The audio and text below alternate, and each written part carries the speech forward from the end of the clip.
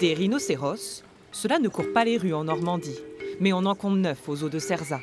Des espèces venues d'Inde et d'Afrique dont l'équipe récupère plus d'1 tonne d'excréments par année pour les revendre comme engrais. On arrive dans les enclos quand les animaux sont rentrés, évidemment.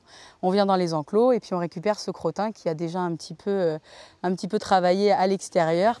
La petite Sundara, 3 ans, se nourrit essentiellement d'herbes et de feuilles, ce qui rend son crottin particulièrement exceptionnel pour qui veut prendre soin de son jardin. C'est très fibreux, hein, ça se voit, il y a énormément de fibres végétales à l'intérieur. Et donc du coup, toute cette dégradation-là, du fait que ça ait déjà été digéré par un animal, eh bien, va permettre d'enrichir énormément le sol, bien plus fort qu'un crottin de cheval. En tout, 75 seaux d'excréments 100% naturels, récoltés cette semaine puis mis en vente à l'accueil du parc.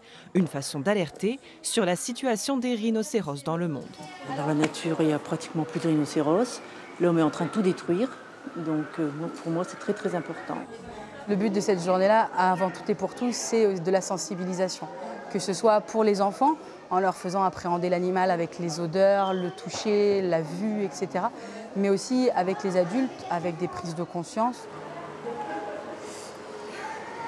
Alors, qu'est-ce que c'est?